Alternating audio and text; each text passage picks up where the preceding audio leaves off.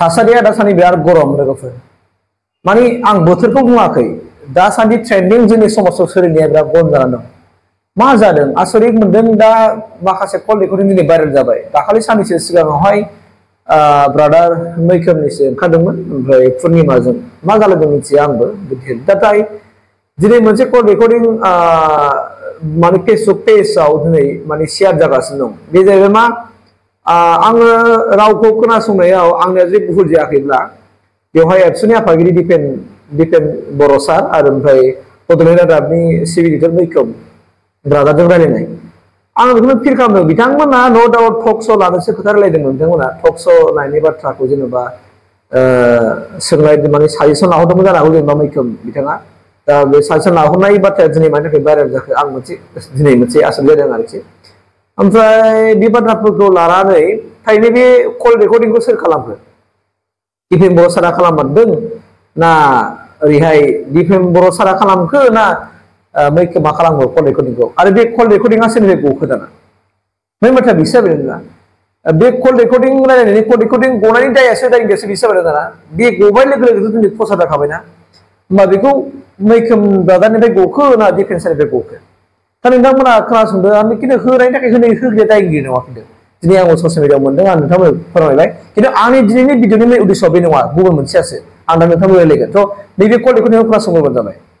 हा हुनिखौथ' बुंबाय बे जेनेबा बेफोरा माबा गैया बै मोनसेखौ बुंदों जे सान्थि फैदों होनना बुंदों माने बबेयाव सान्थि जादों सान्थिथ' जायाखै मोननै उग्रपन्थि जाबाय मा सान्थि जादों बे होननानै दा बेखौ नोङो गाबोननो फेरेंगाखो 9टा बा 10टा बाजियाव बेखौ माने बुंनानै इन्टारभिउखौ होनो हो जागोन सार आरो जागोन दे माखासे मिडिया लांनो हो ओमफ्राय नोङो सों जे हाग्रामाया जे माने सान्थि माने माने सान्थि फैयाखै होननानै बुंदों प्रमद बर'नि सरखाराव आरो बे बुंदों जे सान्थि फैयैनि माने कारना जाबाय मोननै उग्रपन्थि जन्म जादों दा बेयाव बेनि सायाव मा बुङो बेनि रिप्लाइआव फेरेंगाया बुंनांगौ जे उग्रपन्थि जन्म होग्रा मानसिया सोर होननानै नाम बुंनो दरखार गैया उग्रपन्थिखौथ' जन्म होबाय बिनि आन्दोआव सोर दङ बिनि सायाव तदन्त जानांगौ आरो बे मानसिखौ जन्म होग्रा मानसिनि सायाव माने एक्सन जानांगौ होननानै टप टु टप जायो नालाय आरो दा नोङो सासे शिबा आरो सासे एक्स शिबजों नांलायनोथ' दरखार गैया नंगौ बेखायनो बे इएम फोरनि लेभेलनिफ्राय आरो फेरेंगानि लेभेलनिफ्राय बुङोबा साबसिन जायो थारमाने दे जागोन दे सार आं बेखौ थिग खालामगोन दे गाबोन नोङो बेखौ माने रिएक्सनखौ लाथार जागोन सार ग्रुपआवबो महर गोनांनोसो सेल्फ हेल्प ग्रुपनि मेम्बारनो फैसा होयोनो न'खर सामलायनो थाखाय अमा फिसा खेथि खालामदों अमा फिसा फिदों बेखौनो बाखि लांना रानना हैदोंनो नुबाय नङा होमबा कल रेकर्डिं नोंथांमोना खोनासंबाय बे जाहैबाय मा निस्सय नोंगौ मैखोमजों आरो दिपेन सारजों रायलायनाय बाथ्रा आं मिथिया बिथांमोना मा रायलायदों नोंथांमोना खोनाखाबाय दा एक्सुवेलि मोनसे बाथ्रा बुंदों दिनै बिक्रम आदाया माने आथिखालावहाय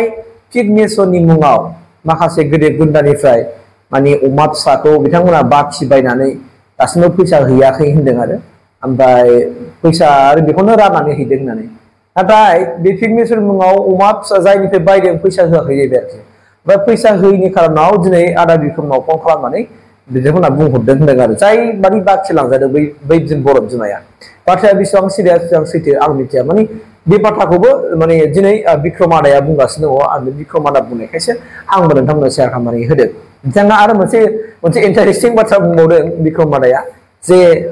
थारमाने मा आथिखालाव मोनफ्रोमबो सेल्फ हेल्प ग्रुपनो फैसाखौ मोनाखै आरो मोननायबो नङा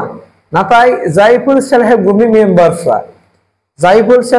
मेम्बारफ्रा माने समायना महर मोखां गोनां गावदां महर मुस्रि बैसोर बायदियाल' फैसाखौ मोनदों आरो बैसोर बायदियाल' मोनगोन होननानै आदा बिक्रमआ जे मोनसे इन्टारेस्टिं बाथ्रा बुंदों आरोखि बिथाङा बबे एंगेलनिफ्राय बबे मोनदांथिनि गेजेरजों बाथ्राखौ बुंदों आइ एम नट क्लियार नाथाय बिथाङा बाथ्राखौ बुंदों सब बुंनायखाय आं दिनै नोंथांमोननि गेजेराव बुंनानै होदों आरोखि आं बेखौ एसे इन्टारेस्टिं मोनदों जे बिक्रम आदानि बे बाथ्रा बुंनायखौ बिथाङा मोननै बाथ्रानि सायावल' आं बेखौ बुंबाय जे बिथाङा होनदोंखि सेल्फ हेल्प ग्रुपआवहाय जायफोर समायना महर गोसा थागोन स' बिसोरल' फैसाखौ मोनगोन आरोखि आरो फिग नेसननि मुङाव जेनोखि बेफोरबायदि खालामनो नाङा होनना बिथाङा बुंदों जे गोरिब गुन्द्रानिफ्राय अमा फिसाखौ बायबाय बुरि मानसि मानो फैसाखौ हराखै मानो बाखि जादों बे आरो बाथ्राया दा दासान्दि ससियेल मिडियायावहाय इलेक्सन बाय इलेक्सनखौ लानानै गोबां माखासे जाथायफोर माने उतपन्न जाबोगासिनो दङ बे बाथ्राखौ हो दा नायनि बबे समाव मा जायो नङा होमबा जेखि जाया थासारिया मोजाङै जानांगौ नङा होमबा दैदेनगिरिफ्रा जोंना बेफोर लुखा सामला बाथ्राखौ जोङो रायलायनाङा पलिसिफोरखौ लायोबा मोजां लालायनांगौ नङा होमबा नाथाय सोरबाया मावो सोरबाया दायखौ रुजुनांगौ बिदिबो जायो जोंनाव बिदि जाया आंनि मोनदांथिया बेसो आरोखि स' जोंनि गेजेराव गासिबो एंगेलजों जोंनि दैदेनगिरि सारमोना मोजाङै मावलांगोन आं बेखौसो आसा खालामनानै आं भिडिअखौ दिनै एसेखिनियावनो फोजोबबाय थेंक इउ बाला माने गावनि अमाखौसो रानबाय थादों नङा होमबा दुखुनांथाव जायाखै अमा फिसाखौ नों गारनायखौ मिथियाबा नोंनिखौ मिथिखागोन ना दा बिब्दि जों नायोब्ला बिनि अमाखौसो रानदोंनो मायबा फुरलि ना माबा नाम दोनदोंनो अमाखौ आङो फुरलियालाय मा गाबबाय थादों अमाखौसो नुबाय दा बिब्दि खालामनाङा अमा राननोबा नों फैसा होनानै लाना थां आरो फन खालामनानै जोंहा इउपिपिएलनि मुङाव अमा माने खांदों दान हो होनलायलायोनो माने इउपिपिएलनि मुङाव दान होनांगौ आरो माने बिसोरबो रानो नालाय रायजोनो राननानै होयो बाखि लांनो आयं मिथिबाय नङाबा लांजागोन अमा दङबा दा हरखा दा फन हमखा हरनाङा दे आयं दा नै आरो मोनसे बुंबावदों माने आरो माबा सेल्फ हेल्प ग्रुपआवबो महर गोनांनोसो सेल्फ हेल्प ग्रुपनि मेम्बारनो फैसा होयोनो आया मारै महर गोनाङाल' मोननांगौ नङा आरो महर गैयि सेल्फ हेल्प ग्रुपआव फैसाखौ मोननाय नङाना आं बुंहरदों बाबा माथो महर गोनां आइजोफोरनोसो मालाय फैसा 25,000 होथारो होनना बुंदों आया बिदि मारै जानांगौ र' बिसोरखौ एकदम थिग मिडिया बुंना होगोन आं